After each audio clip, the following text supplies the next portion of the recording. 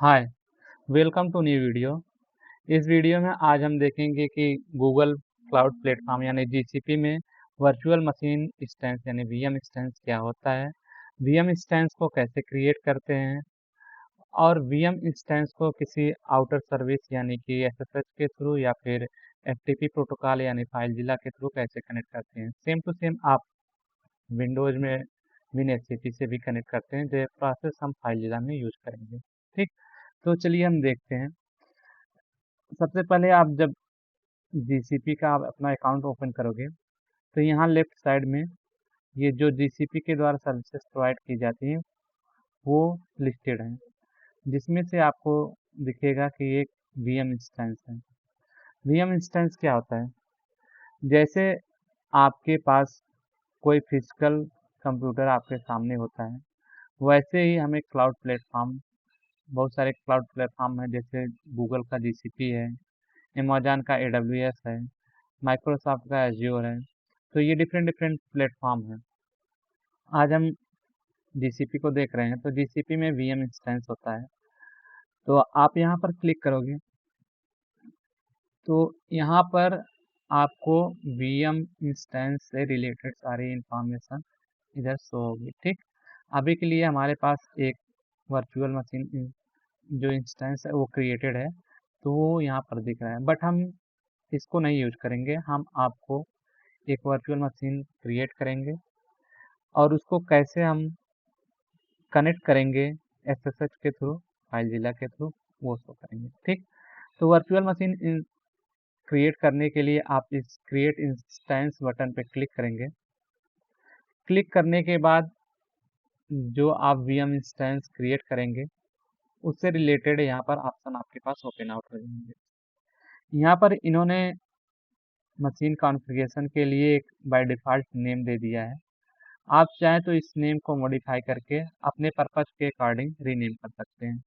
जैसे मान लीजिए कि हम ये जो मशीन क्रिएट कर रहे हैं, ये हम अपने इसी ट्यूटोरियल्स के लिए क्रिएट कर रहे हैं, तो हम इसका नाम दे देते हैं जीसीपी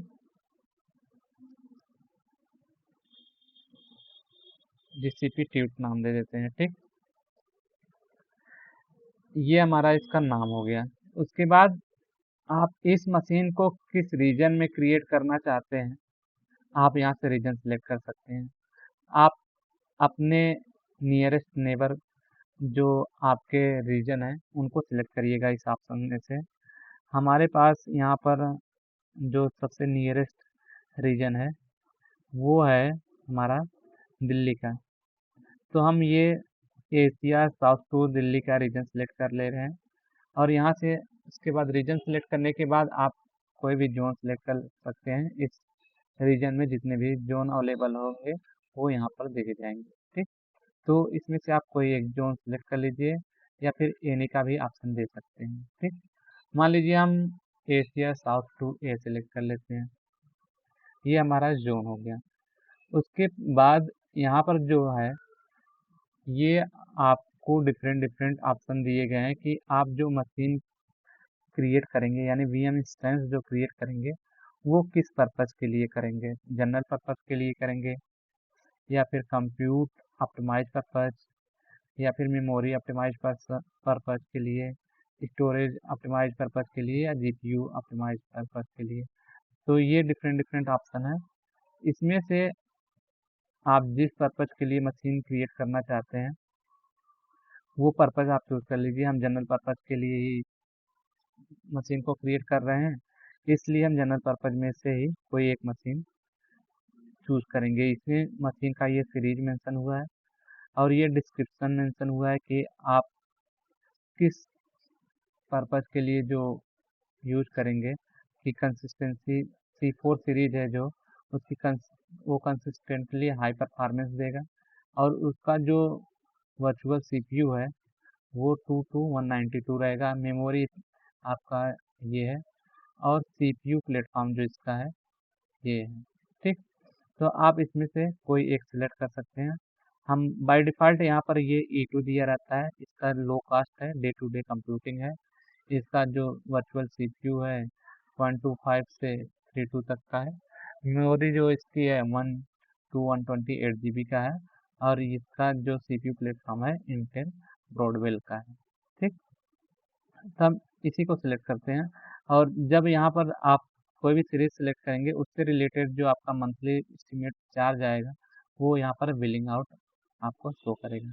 जैसे E2 का आपका $30.58 आएगा। अगर आप C4 सिलेक्ट करते हैं तो C4 इस रीजन में अवेलेबल नहीं है। यहाँ पर ये मेंशन आउट कर रहा है कि C4 is not available in South Asia south 2 region. तो आप स्पेशली जिस रीजन के लिए देख रहे हैं वो आपको देख लेना चाहिए कि वो अवेलेबल है कि नहीं अवेलेबल है सीरीज। और इसका जो चार्ज आएगा, अगर ये अवेलेबल रहता तो इसका चार्ज ये आएगा $86.97। तो हम E2 को ही सिलेक्ट कर लेते हैं क्योंकि ये हमारे पास अभी यहाँ पर रीजन में अवेलेबल है। इसका मंथली बिलिंग ये है। ठीक, मशीन टाइप यहाँ पर ये बाय डिफ़ॉल्ट दिया रहता है। आप चाहे तो यहाँ से मशीन क्या लेंगे, मीडियम लेंगे, माइक्रो लेंगे, स्मॉल लेंगे, वो यहाँ से शेयर कर सकते हैं, और इसके अकॉर्डिंग भी जो बिलिंग आएगी वो यहाँ पर दिखेगा। ये E2 सीरीज ले लिए। E2 सीरीज में से आपको कौन सा चाहिए, माइक्रो चाहिए, मीडियम चाहिए, स्मॉल चाहिए, उस पर्पज़ के लिए आपका देखिए मीडियम में 4 GB मेमोरी है, 1 शेयर्ड कोर CPU है, और स्मॉल में 1 GB मेमोरी है, माइक्रो में 1 GB मेमोरी है, जबकि स्मॉल में 2 GB मेमोरी है। ठीक, तो हम मीडियम ही रहने देते हैं। और उसके बाद जब ये आपका पूरा यहाँ से सिलेक्शन हो जाएगा तो आप क्रिएट बटन पे क्लिक करेंगे, और ये आपका एक इंस्टेंस क्रिएट करेगा। ये देखिए अभी हमारा क्रिएट हो रहा है, स्टेटस यहाँ पर है, और इन यूज अभी भी बफरिंग में है। ये हमारा क्रिएट हो रहा है, थोड़ा सा टाइम लगता है ये, और ये क्रिएट हो जाएगा। क्रिएट जब हो जाएगा तो यहाँ पर देखिए इसका नाम शो कर रहा है। ये हमने जो क्रिएट किया था पहले उसका नेम बाय डिफ़ॉल्ट हमने वही रहने दिया था, ये नाम शो कर रहा है। और ये हमने नाम जो अभी क्रिएट किया उसका नाम दिया हुआ है। ठीक, ये देखिए हमारा क्रिएट हो गया, स्टेटस इसका सक्सेस है, टिक है। और उसके बाद यहाँ पर इसका एक इंटरनल आईपी है और एक एक्सटर्नल आईपी यहाँ पर असाइन हो जाती है। ठीक, अब हम क्या चाहते हैं, हमारा इंस्टेंस जो है क्रिएट हो गया है, हम इसको SSH के थ्रू कनेक्ट करना चाहते हैं। ठीक, तो SSH के थ्रू कनेक्ट करने के लिए आपको क्या करना पड़ेगा कि आप इस मशीन को ओपन करेंगे। ठीक, ओपन करने के बाद यहाँ पर आपके पास एडिट का ऑप्शन है। ये ओपन किए तो आपको यहाँ पर जनरल इंफॉर्मेशन जो मशीन की है वो सब कुछ शो यहाँ पर हो जाएंगे। ठीक, यहाँ से आप एडिट का ऑप्शन है, एडिट पे क्लिक करेंगे। क्लिक करने के बाद आप नीचे आएंगे। नीचे जब आप आएंगे तो आपको यहाँ पर देखना है कि हम कैसे SSH को ऐड कर सकते हैं। ये SSH की ऐड करने का यहाँ पर ऑप्शन है। ठीक, SSH की ऐड करने के लिए आपको क्या करना होगा, ऐड आइटम पे क्लिक करना होगा। क्लिक करने के बाद यहाँ पर आपको जो आपकी SSH की पब्लिक की है वो यहाँ पर ले आके पेस्ट करनी है। और SSH की पब्लिक की कैसे मिलेगी, SSH की पब्लिक की आप टर्मिनल ओपन करेंगे, जो आपकी रूट डायरेक्टरी होती है, यूजर की जो रूट डायरेक्टरी होती है, जैसे हमारा यहाँ पर यूजर हमारा जो नेम है मायमून से रजनीश है। यहाँ पर आपके पास एक फोल्डर होगा डॉट एस एस एच का नाम का, डॉट एस एस एच। ठीक, अगर नहीं है तो आप क्या करेंगे, एस एस एच की आप जनरेट करेंगे। जनरेट कैसे करेंगे, जनरेट करने के लिए हमारे पास यहाँ पे कमांड है, हम आपको यहाँ पर शो कर देते हैं। ये देखिए एस एस एच की -TRS से, यानी ये कौन सा एल्गोरिदम यूज करेगा जनरेट करते समय, और ये कितना बिट का होगा, वो -C कमेंट में आप यहाँ पर अपना ईमेल डाल दीजिए।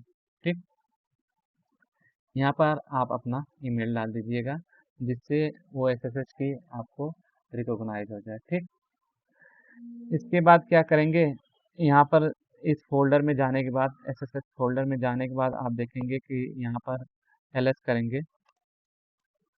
एल एस जब करेंगे तो यहाँ पर देखिए आपकी ये प्राइवेट की दिखेगी और ये आपकी पब्लिक की दिखेगी। तो आप क्या करेंगे, पब्लिक की को कॉपी करेंगे। कैसे कॉपी करेंगे, कैट लिखेंगे, आईडी आरएस से आप ये पब्लिक की वाला खोलेंगे और इसको कॉपी कर लेंगे। ठीक,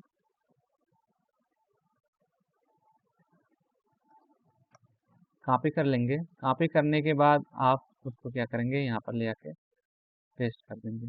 ठीक, पेस्ट करने के बाद सेव कर देंगे।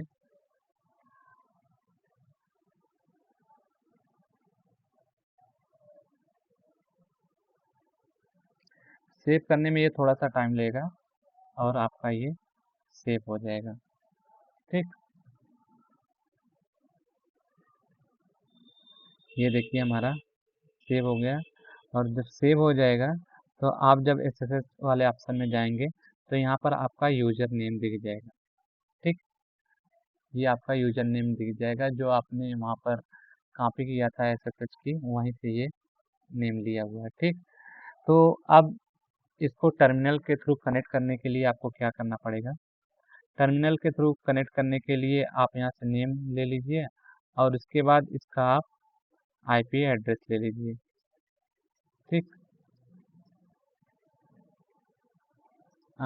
बैक जाएंगे तो आपको यहाँ पर आईपी एड्रेस मिल जाएगा। ये आपका आईपी एड्रेस मिल गया है, इसको कॉपी कर लिया हमने और उसके बाद एसएसएच करेंगे।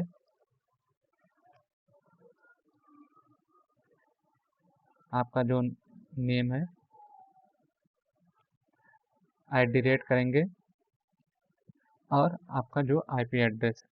ठीक, ये देखिए ये बोल रहा है कि क्या आप इस फिंगरप्रिंट से कनेक्ट करना चाहते हैं, इसी से कनेक्ट करना चाहते हैं, तो आप यहाँ पर यस लिख देंगे।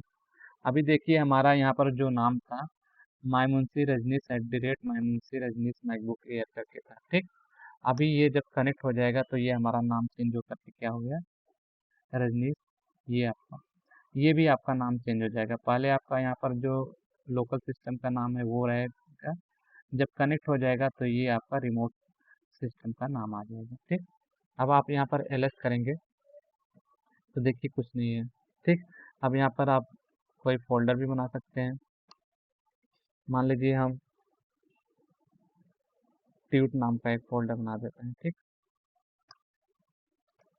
ये देखिए आपका यहाँ पर फोल्डर है।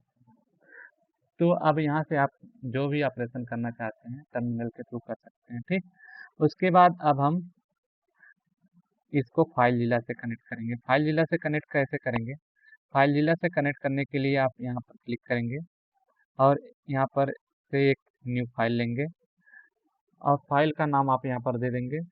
मान लीजिए हम यहाँ पर भी इसका नाम क्या दे देते हैं, ट्यूट दे देते हैं। ठीक, उसके बाद यहाँ पर आपका ये एफटीपी रहेगा, यहाँ पर आप आईपी एड्रेस डालेंगे, इसको आप एसएफटीपी कर दीजिए, आईपी एड्रेस डालेंगे और ये आपका की फाइल वाला ऑप्शन चूज करिएगा। ठीक, की फाइल वाला ऑप्शन में आप यूजर नेम डालिए। मेरा ना यूजर नेम रजनीश था, जो इंस्टेंस क्रिएट किए थे तब जो हमें यूजर नेम मिला था वही यूजर नेम यहाँ पर भी डालना है। आपका जो यूजर नेम होगा वो आप अपने अकॉर्डिंग डाल लीजिएगा। ठीक, उसके बाद आपकी जो प्राइवेट की है, यहाँ से आप जाके एसएसएच वाले फोल्डर में जो आपकी प्राइवेट की है आप उसको सिलेक्ट करिए।